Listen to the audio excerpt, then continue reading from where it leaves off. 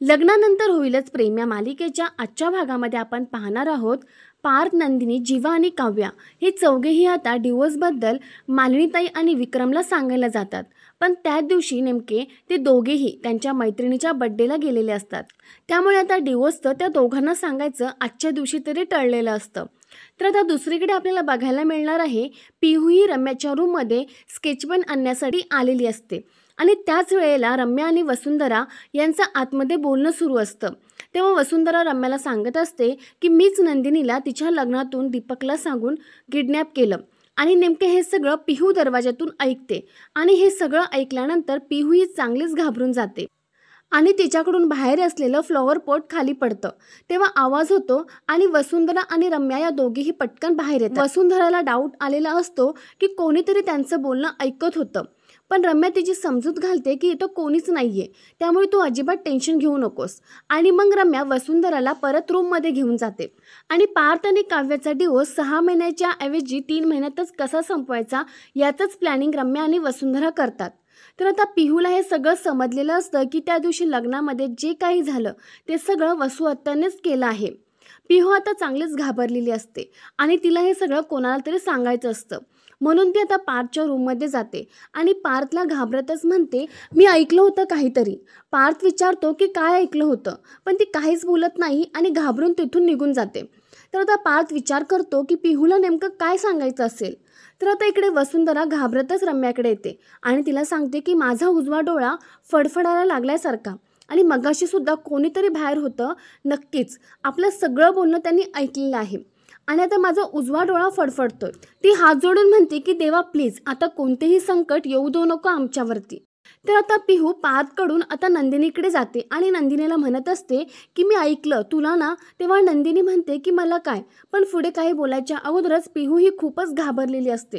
तर आता पिहू ही नंदिनीला पूर्ण सत्य सांगते का की वसुंधरानेच लग्नाच्या दिवशी तुला किडनॅप केलं होतं का परत ती घाबरून तिथून निघून जाते, हे आपल्याला आता उद्याच्या भागामध्ये पाहायला मिळेल. तर प्रेक्षकांनी या सिरियलची अशीच पुढची अपडेट बघण्यासाठी व्हिडिओला नक्की लाईक करा आणि चॅनलला सबस्क्राईब करा. दोघेही जण मस्त एन्जॉय करत असतात. मग नंदिनी सगळ्यांसाठी जेवण बनवायला घेते. ती रूममध्ये जाते तेव्हा काव्या तिथे बसलेली असते. तेव्हा नंदिनी तिला म्हणते, चला ठेवलं बाबा एकदाचं मटण शिजायला. आता हे मोहिते स्टाईल मटण खाऊन ना जीवाला एकदम मज्जा येणार आहे. नंदिनी काव्यासोबत गप्पा मारत असते, पण काव्या तशीच तिथून रागाने निघून जायला लागते. मग नंदिनी तिला म्हणते, काव्या काय झालं तुला, अचानक अशी उठून का निघालीस? इकडे येताना तर खूप उत्साह होता, अचानक काय झालं तुला? काव्या म्हणते, ठीक आहे सगळं ताई, फक्त वेळ पुढे पुढे सरकत नाहीये ना, म्हणून थोडीशी चिडचिड होते. तेव्हा नंदिनी म्हणते, कमाल आहे तुझी काव्या, चिडचिड करायला कोणतेही कारण पुरेसे आहे तुला. नंदिनी म्हणते, मुळात पटापटा वेळ पुढे सरकण्याची वाट का बघतीयस? तेव्हा काव्या म्हणते, मी फक्त 12 कधी वाजतायत ना याची वाट बघते आहे. नंदिनी म्हणते, मी पण. काव्या म्हणते, तू का वाट बघतेस? तेव्हा नंदिनी म्हणते, आज जीवाचा बड्डे आहे, मी वाट नाही बघणार मग कोण बघणार? हे ऐकल्यावरती काव्या अजूनच चिडते. नंदिनी काव्याला म्हणते, मी ना जीवासाठी सरप्राईज प्लॅन केला आहे. तेव्हा काव्या तिला विचारते की काय आहे सरप्राईज? नंदिनी म्हणते, मी तुला सांगेन पण तू हसू नकोस. काव्या म्हणते, नाही हसणार.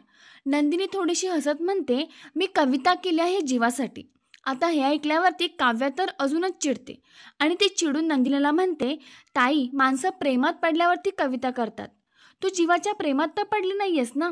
काव्याचं हे बोलणं ऐकल्यावरती नंदिनीला जीवासोबत घालवलेले प्रेमाचे क्षण आठवतात आणि ती स्वतःच लाजायला लागते. म्हणजे नंदिनी ही न कळतच जीवाच्या प्रेमात पडत चाललेली आहे. आता नंदिनी जीवाच्या आठवणीत रमलेली असताना काव्या परत तिला मोठ्याने आवाज देते, ताई बोल ना, तू जीवाच्या प्रेमात तर नाही पडली आहेस ना? आणि मग नंदिनी हसत तिला म्हणते, अजून एवढी तर नाही पडली आहे, पण मला अजून तर घाई नाही आहे. आमच्यात छान मैत्री होऊ देत, छान संवाद होऊ देत. प्रेमाचं काय, लग्नानंतर होईलच की प्रेम. नंदिनीच्या अशा बोलण्याने काव्याला खूप राग येत असतो.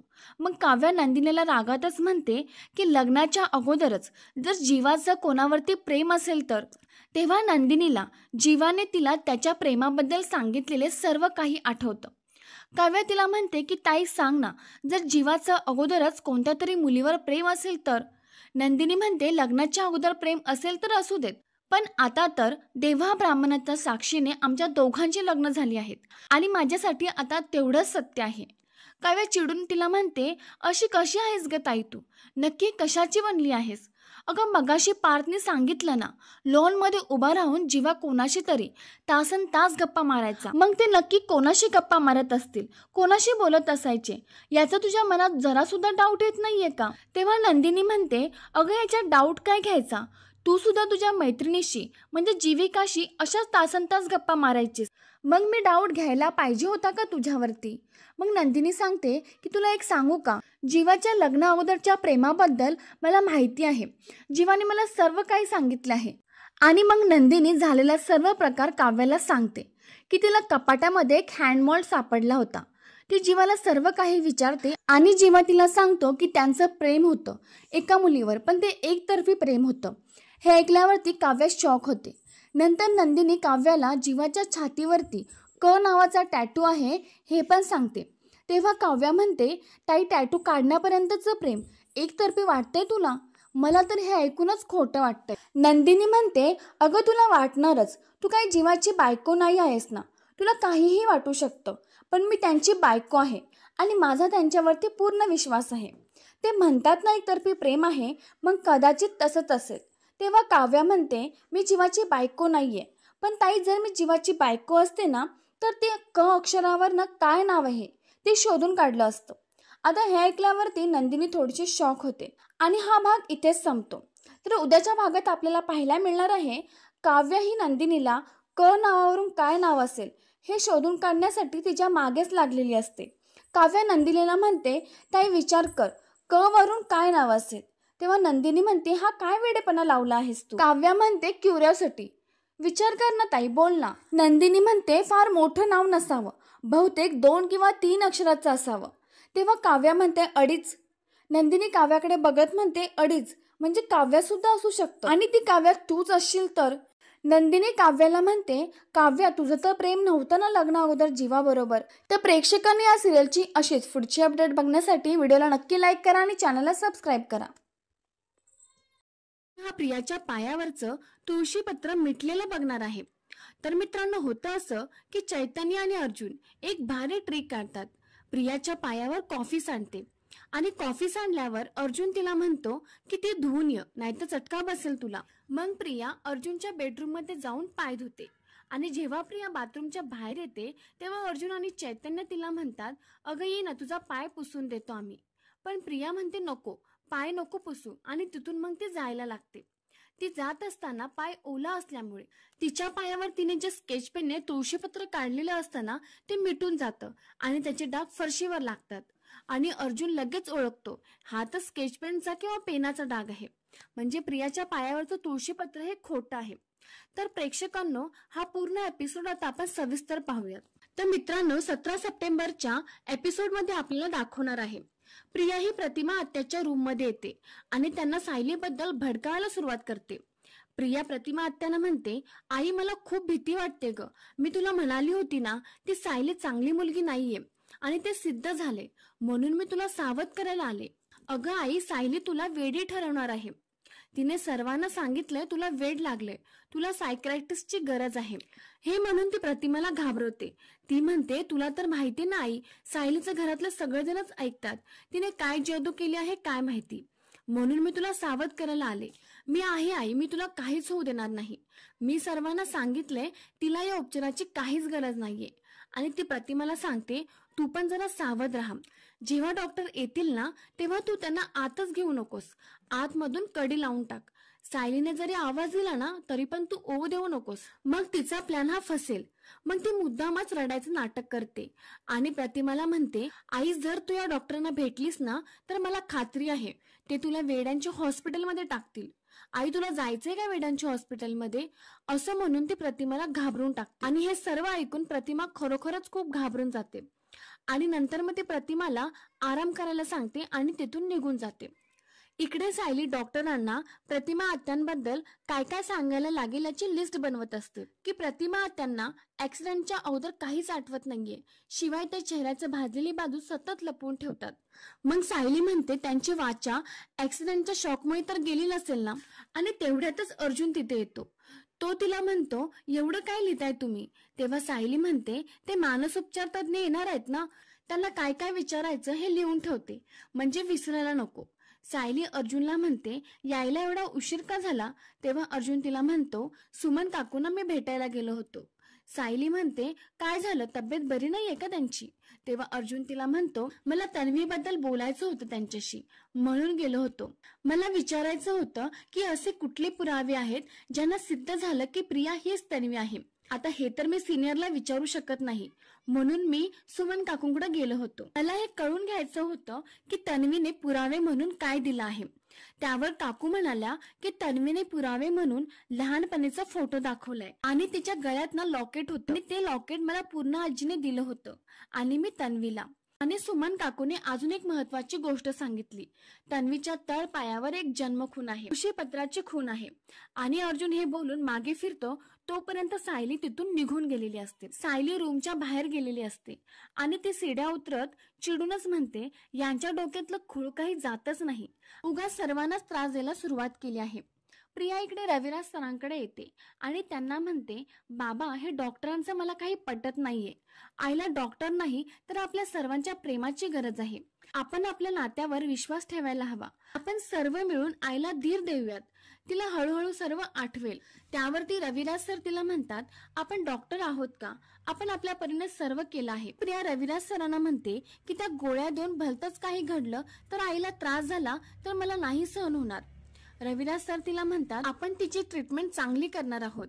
सायली आहे ना तिची काळजी घ्यायला. तन्वी, तुला वाटते ना तुझी आई लवकर बरी व्हावी, पण तिला मानसोपचार तज्ञाची खूप गरज आहे, विश्वास ठेव, खरंच गरज आहे. पण प्रिया मुद्दामच म्हणते, बाबा जर आपण आईला हॉस्पिटलमध्ये घेऊन गेलो आणि तिथून ती अचानक गायब झाली तर? दहीहंडीच्या दिवशी बघितलं ना काय झालं ते. हे बघा, तुम्हाला सायकॅट्रिस्ट आणायचं असेल तर इकडे आणा, सर्वांच्या समोर तो आईला तपासेल. मी आईच्या बाबतीत कुठलीही रिस्क नाही घेऊ शकत. त्यावर रविराज सर हे तयार होतात. ते म्हणतात की ठीक आहे, मला तुझी ही अट मान्य आहे. रविराज सर निघून गेल्यावरती प्रिया लगेच नागराजला फोन करते. नागराज फोन उचलून म्हणतो, बोल पटकन. त्यावर प्रिया चिडून म्हणते, पटकन बोल.